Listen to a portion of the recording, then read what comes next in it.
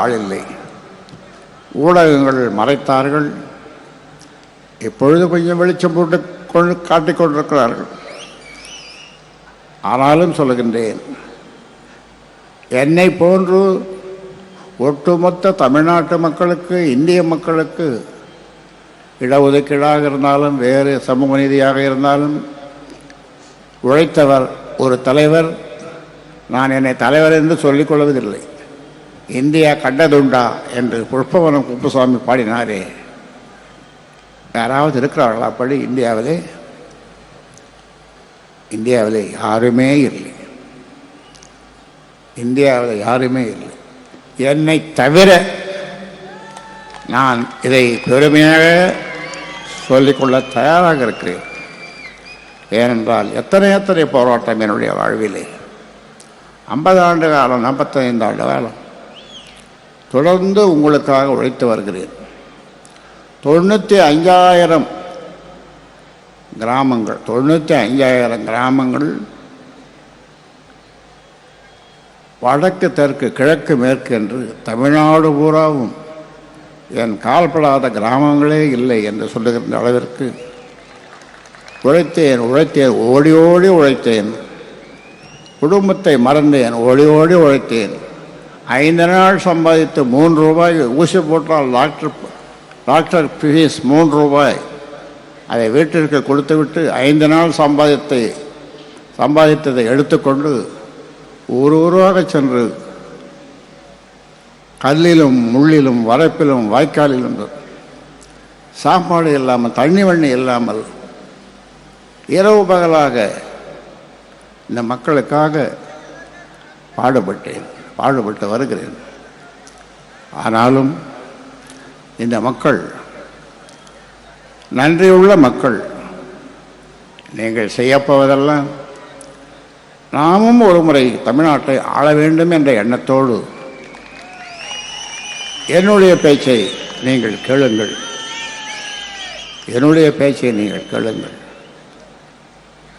நான் ஆளப்போவதில்லை. எனக்கு அந்த ஆசையும் இல்லை. அந்த ஆசை இருந்திருந்தால் நான் இந்தியாவிலே கவர்னராக இருந்திருப்பேன், அல்லது இந்தியாவிலே பல முறை அமைச்சராக இருந்திருப்பேன், தமிழ்நாட்டையும் ஆண்டிருப்பேன், எல்லாவற்றையும் செய்திருப்பேன். ஆனால் எனக்கு அந்த ஆசை இல்லாமல் போய்விட்டது. மக்களுக்காக வாழ்ந்தேன், மக்களுக்காக வாழ்கிறேன், உங்களுக்காக வாழ்கிறேன், உங்களுக்காக வாழப்போகிறேன். நான் ஒரு முறை சொல்லியிருக்கிறேன், தமிழக முதல்வர் தம்பி ஸ்டாலினிடம் நேரே சொல்லியிருக்கிறேன், இந்த ஊமை ஜனங்களுக்காக, தம்பி உங்களை விட்டால் வேறு யார் இருக்கிறார்கள், அதனாலே இந்த 10.5 கொடுங்கள் என்று கோட்டைக்கு சென்று அவரிடம் வாதாடி இருக்கிறேன். அதனாலே சொல்லுகிறேன், நீங்கள் எல்லோரும் மனது வைத்தால் ஒரு தொகுதியில் 2000 இளைஞர்கள், இளம்பெண்கள், ஒவ்வொருவரும் 100 வாக்குகள், அந்த தொகுதியிலே நாம் வெற்றி பெற முடியும். 50 தொகுதியிலே சாதாரணமாக நாம் வெற்றி பெற முடியும். அந்த ஃபார்முலா சாதாரண ஃபார்முலா. அதனாலே அதை நீங்கள் செய்யுங்கள். ஆனால் எனக்கு தெரியும், பல பேர் அது மாவட்டமோ ஒன்றியமோ நகரமோ ஏமாற்றிக் கொண்டிருக்கிறீர்கள். உழைப்பதில்லை, உழைக்காமல் வேறு எதையோ செய்து கொண்டிருக்கிறீர்கள். ஆனால் நம்முடைய ஓய்வறியா உழைப்பாளி தியாகச்சம்மல் அடிக்கடி சொல்லுவார், ஒவ்வொரு வன்னியர் வீட்டிலேயும் மாடி வீடாக இருக்க வேண்டும், குச்சி வீடு மாடி வீடாக இருக்க வேண்டும், ஒவ்வொரு அந்த மாடி வீட்டின் முன்னாலே ஒரு கார் இருக்க வேண்டும் என்று சொல்லுவார். இப்பொழுது அந்த நிலையை நான் உங்களுக்கு உருவாக்கி இருக்கிறேன். இங்கே இந்த மாநாட்டு திடலை பார்க்க வேண்டும் என்று சொன்னால் 150 கார் வருகிறது. எங்கிருந்து வருகிறது? ஆகாயத்தில் இருந்தால். என்னுடைய உழைப்பினாலே, என்னுடைய சிந்தையினாலே, நான் பட்ட கஷ்டங்களாலே, தண்ணி வண்ணி இல்லாமல் நான் 95,000 கிராமங்களுக்கு என்னுடைய பாதங்கள் பட்டு தேய்ந்து உடம்பு என்றும் நான் தெளிவாக இருக்கிறேன், உறுதியாக இருக்கிறேன். என்னிடம் வருகிறவர்களை சொல்லுவேன், தம்பி உன் கையை காட்டு, உனக்கு வலிக்கிறதா என்று சொன்னால் விட்டு விடுகிறேன். ஐயோ ஐயா விட்டுடுங்க விட்டுடுங்க என்று சில பேர் கதறிக்கொண்டு ஓடினார்கள். அவ்வளவு பலமாக இருக்கிறேன் நான். ஏன்?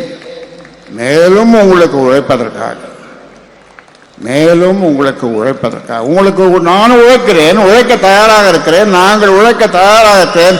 ஆனால் நீங்கள் உங்களிடம் கேட்பதெல்லாம் ஒரே ஒரு ஓட்டு. உங்க தங்கை ஓட்டு அல்லது அக்கா ஓட்டு, உங்க அத்தை ஓட்டு அல்லது பாட்டி ஓட்டு அல்லது உங்க தாத்தா ஓட்டு. முடிஞ்சது. ஆட்சி பீடத்திலே போய் உட்காரலாம். நாம் எல்லோருக்கும் கொடுக்கலாம், எல்லோரும் வாழ வேண்டும். காலையில் எழுந்ததும் ஒரு மனிதன், இந்தியாவிலே அல்லது உலகத்திலேயே ஒரு மனிதன் காலையிலே தூக்கத்திலிருந்து எழுந்ததும் உலகத்தில் உள்ள ஜீவராசிகள் எல்லாம் மகிழ்ச்சியாக வாழ வேண்டும் என்று நினைக்கிற ஒரே ஒரு மனிதன் இந்த ராமதாஸ். இந்த ராமதாஸ் மட்டும்தான். அதனாலே சொல்லுகின்றேன், இவ்வளவு நாள் என்னுடைய பேச்சை கேட்டீர்கள், இடையிலே மறந்தீர்கள். நம்ம ஆளுங்க, நம்ம பொறுப்பில் இருக்கிறவங்க வேற வேற வேலைக்கு போயிட்டாங்க. என்ன தனியாக நின்று யானை சின்னத்திலே நின்று 4 தொகுதிகளை வெற்றி பெற்றோம். அன்று 4 தொகுதிகளை வெற்றி பெற்றோம். இன்று கூட்டணியிலே சேர்ந்து 5 தொகுதியிலே வெற்றி பெற்றோம். இது நமக்கு வெக்கமாக இல்லையா? அசிங்கமாக இல்லையா? கோபம் வரலையா? கோபம் வரலையா? வரலையே. என்ன அவன் நம்மாலேயே காட்டி கொடுத்துட்டோம். நம்மால் நமக்கே ஓட்டு போடலை.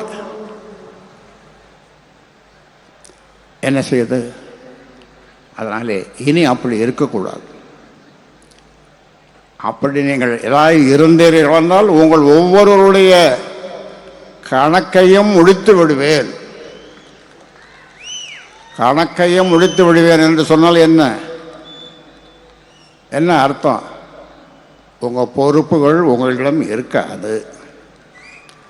வேறொரு நல்ல பையனை, ரியல் எஸ்டேட்டு, செல்போன் வச்சில்லாத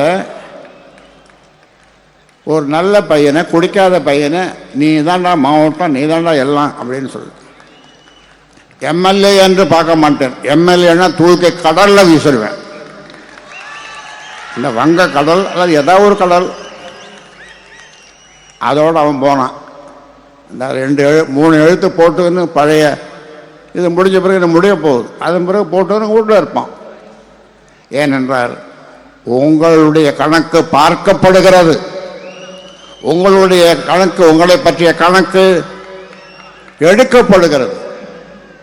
சும்மா ஏமாத்திட்டு நான் கோட்டைக்கு போவேன்னா எங்கே போகிறது? கோட்டை போய் கிட்ட நின்று வெளியே நின்று பார்த்துட்டு வரலாம். உங்களை நம்பி தேர்தலில் இறங்கினால் அவ்வளோ. சில பேர் கேட்கலாம், எங்கே கூட்டணின்னா, கூட்டணி பற்றி முடிவு செய்வதற்கு நான் இருக்கிறேன், நான் முடிவு செய்வேன். அதை பற்றி நீ ஒன்றும் கவலைப்பட வேணாம். உனக்கு சீட்டு கிடைக்கணும், நீ எம்எல்ஏ ஆகணும்னா நாளையிலிருந்து போய் கூட உழை. ஏனென்றால் உன்னுடைய உழைப்பை பற்றிய கணக்கு எடுக்கப்படுகிறது. மறைமுகமாக சமூக முன்னேற்ற சங்கத்தின் மூலமாக எடுக்கப்படுகிறது. அதனாலே இந்த கணக்கில் இருந்து நீங்கள் தப்பிக்க முடியாது. காக்கா பிடிச்சா ஒன்றும் நடக்காது. கா கா கா கத்தலாம். அது வீட்டு முன்னால் நின்று கத்து, காக்கா காக்கா காக்கான்னு கத்து. ஆனால் உனக்கு ஒன்றும் கிடைக்காது. கிடைச்சதை வச்சுட்டு உழைச்சிக்கோ. ஆனால் இனிமேல் உழைக்கணும். என் தொகுதியை நான் தக்க வைத்துக் கொள்ளுவேன், அல்லது என் தொகுதி வேறு தொகுதியாக இருந்தாலும் அதில் வெற்றி பெறுவேன். 2000 × 50, 2000 பேர் ஆண் பெண் சேர்ப்பேன். அதில் ஒருவர் 50 ஓட்டு என்று சொன்னால் 1,00,000 ஓட்டு வெற்றி உறுதி. இதை மனதிலே வைத்துக்கொண்டு நீங்கள் செல்லுங்கள். இது போன்ற ஒரு அற்புதமான மாநாட்டை யாராவது எங்கேயாவது நடத்த முடியுமா? இறுதி வரை இருந்து ஐயா என்ன சொல்லுகிறார் என்று கேட்டுவிட்டு சொல்லுகின்ற என் உயிரினும் மேலான என் சொந்தங்களே, பாட்டாளி சொந்தங்களே, உங்களால் தான், உங்களுடைய உழைப்பால் தான், உங்களுடைய சிந்தனையால் தான் இந்த சமுதாயம் வாழ்கிறது. இனியும் வாழும். வாழுவதற்கு 50 ஆண்டு காலமாக நான் போராடி வருகிறேன். இனியும் போராடுவேன். ஒரு பொதுக்குழுவிலே சொன்னேன். என்ன சொன்னேன் என்றால், இந்த ஊமை ஜனங்களுக்கு கோல் ஊன்றியாவது காந்தி கடைசி காலத்தில் காந்தி கோல் ஊன்றி நடந்தாரே, அதுபோன்று கோல் ஊன்றியாவது நடந்து இந்த ஊமை ஜனங்களுக்காக நான் பாடுபட்டு உயிர் விடுவேன் என்று முழக்கமிட்டேன். அதனாலே சொல்லுகிறேன், வெளிப்பூச்சு, வெளி வேஷம், வெளி பேச்சு, கூட்டணி, அந்த கூட்டணி, இந்த கூட்டணி, கட்சிக்குள்ளே கூட்டணி, கட்சிக்குள்ளே கூட்டு, இதெல்லாம் நடக்காது தம்பி, நடக்காது கண்ணு. அதனாலே நீ உன்னை திருத்திக்கொள். இல்லை என்று சொன்னால் இன்னும் 4 செல்போன் வச்சிருக்கிற, இன்னும் 4 வாங்கிக்க, பொழைச்சிக்கோ, ரியல் எஸ்டேட் பண்ணிக்கோ. ஆனால் நீ இந்த கட்சியில் பொறுப்பில் இருக்கவே முடியாது, இருக்கவே முடியாது. அது யாராக இருந்தாலும் சொல்லுகிறேன். அதனாலே தனியாக நின்ற யானை சின்னத்திலே 4 எம்எல்ஏ, இப்போ கூட்டணியில் இருந்து 5 எம்எல்ஏ. ஒருத்தன் பக்கத்து வீட்டுக்காரன், நம்ம கட்சிக்காரன், இன்னொரு கட்சிக்காரன் நிற்கிறவன காலை வாடுறான், தோக்கடிக்கிறான். இது நடக்காது இனிமே. உங்களுடைய நாட்கள் எண்ணப்பட்டு கொண்டிருக்கிறது. அதனாலே உங்களை நீங்கள் மாற்றிக்கொள்ளுங்கள். இல்லை, மாற்றுவதற்கு ஒரு வருவான். இந்த ராமதாஸ் நியமிப்பான். நன்றாக ஞாபகம் வைத்துக் கொள்ளுங்கள். இனி ஏமாற்றும் வேலை நடக்காது, காக்கா பிடிக்கிற வேலை நடக்காது. நான் அந்த கோஷ்டி அப்பக்கம் போனேன், கிழக்கே போனேன், மேற்கே போனேன், வடக்கே போனேன், தெற்கே போனேன் என்று சொல்லி ஏமாற்ற முடியாது பொறுப்பாளர்களே. அதனாலே உங்களுடைய ஜாதகத்தை எடுத்துட்டு வா, தோட்டத்துக்கு கொண்டு வா, நான் பார்க்கிறேன், உங்கள் ஜாதகத்தை கணிக்கிறேன். உன்னை சனி பிடித்திருந்தால், சனி பகவான் உன்னை பிடித்திருந்தால் ஒழுங்கி போ, அவ்வளவுதான். எத்தனை பேர் இளம் சிங்கங்கள் காத்து கொண்டிருக்கிறது உன்னுடைய பதவிக்கு. அந்த பதவிக்கு வருவதற்கு காத்து கொண்டிருக்கிறார்கள், உழைக்க காத்து கொண்டிருக்கிறார்கள், ஆட்சி அதிகாரத்திற்கு போக வேண்டும் என்று துடித்துக் கொண்டிருக்கிறார்கள். ஆனால் நீயோ காலை வாரி கொண்டிருக்கிறாய், காலை வாரி கொண்டிருக்கிறாய், போகிறவனுடைய காலை வாரி கொண்டிருக்கிறாய். இது இனி நடக்காது, நடக்க விட மாட்டேன். அதனாலே எனக்கு 87, 2 மாதம் போனால் 87 வயசு. என்ன கிழவன் வயசாகிடுங்களாம் சொல்லி எவனாவது சொல்லி ஏமாத்த பார்க்காதுங்க. என்னுடைய பலத்தை தெரிந்து கொள்ள வேண்டும் என்று சொன்னால் வந்து என் கையை பிடிச்சப்பார். அதனாலே சொல்லுகிறேன், இந்த கட்சி அல்லது இந்த சங்கம் ஒரு தனி மனிதனுடைய சொத்தல்ல. என்னுடைய உழைப்பாலே 50 ஆண்டு காலம், 45 ஆண்டு காலம், 50 ஆண்டு காலம் நான் கடுமையாக உழைத்ததினாலே, நான் அப்பொழுது ஆரம்பிக்கும் பொழுது, கட்சியோ சங்கமோ ஆரம்பிக்கும் போது என்னிடம் பைசா இல்லை. ஆனால் நீங்கள் இப்பொழுது சொகுசு காரிலே வருகிறீர்கள், சொகுசு காரிலே வருகிறீர்கள். மகிழ்ச்சி. ஜே.கே. மணி சொன்ன மாதிரி வீடு இருக்கிறது, நல்ல வீடு, 2 மாடி, 2 காரு இருக்குது, மகிழ்ச்சி. அதுக்காக தான் நான் சொன்ன வந்தேன். ஆரம்ப காலத்தில் சங்கம் வைத்த காலத்திலே சொல்லுவேன், முதல்ல உன் குடும்பத்தை பாரு, 2வது ஒரு தொழில் செய், 3வது கட்சி பண்ணு இல்லை சங்கம் பண்ணு என்றும் சொல்லுகிறேன். அதே போன்று செய்யுங்கள். ஆனால் கட்சி உயிர் என்று நினையுங்கள். அப்பொழுதுதான் நம் கோட்டைக்கு போக முடியும், கோட்டையை பிடிக்க முடியும். அதனால் இதை ஞாபகத்தில் வைத்துக்கொண்டு போகும்போது எண்ணிக்கொண்டு போருங்கள். அவ்வளோதானே நம்ம கதி, நம்ம பதவி, அவ்வளோதானே. ஐயா என்ன பண்ண போகிறாரு, ஐயோ ஐயோ ஐயோ என்று சொல்லிக்கொண்டு போகாதீர்கள். உங்கள் பதவிகளை தக்க வைத்துக் கொள்ளுங்கள். உங்கள் பதவிகளை தக்க வைத்துக் கொள்ளுங்கள். ஏனென்றால் நாம் நினைத்ததை சாதிக்க வேண்டும், சாதிக்க முடியும். அதனால் இதை சொல்லி உங்களுக்கு என்னுடைய வாழ்த்துக்களை சொல்லி பாதுகாப்பாக போவோம் எல்லாரும். இப்போ அருள்மொழி பேசும்போது சொன்னார், 21 பேர் 25 பேர் சுட்டாங்களே, இறந்தாங்களே, ஐயோ என்று யாரும் சொல்லவில்லை. ஐயா வாழ்க என்றுதான் சொன்னார்கள். அது அருள்மொழி சொன்னாருங்க. ஐயா வாழ்க என்று சொன்னார்களே தவிர, லண்டனிலிருந்து வந்த 2 அரியலூரை சேர்ந்த 2 ஒரு தம்பதிகள், அவன் பேர் என்ன, ராஜ்குமார் வனிதா. அந்த ராஜ்குமார் சொல்கிறான், நான் கடவுள் நம்பிக்கை எனக்கு இல்லை, கோவிலுக்கு போனதில்லை, நான் இன்னும் எவ்வளோ காலம் வாழ்கிறேனோ அவ்வளவு காலத்தில் பாதி வருஷத்தை ஐயாவுக்கு நான் கொடுக்கிறேன் என்று கீழே உழுந்து பிறண்டு என்கிட்ட சொல்கிறான். எத்தனை பேர் சொல்லுவீங்க?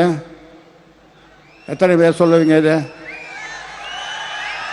சில பேர் நினைக்கிறான், ஐயா ஜோசியம் என்கிட்ட இருக்குது, குரு திசை, அவன் சரி திசை, அந்த திசைன்னு அவமான புலம்பின்னு இருக்கான்.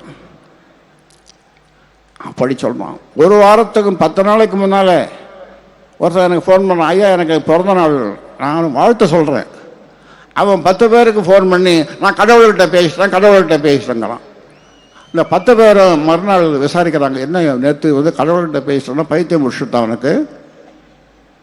அப்புறம் சொல்கிறாங்க, நான் ஐயா கிட்ட பேசுகிறேன். ஆமாண்டா, எங்களுக்கும் அவர்தான்டா கடவுள், அதை சொல்கிறதாடா உண்டோ, நேற்றே சொல்லியிருக்கலாம்டா அப்படி, உங்களை பற்றி கவலைப்பட்டு தந்தலாம்.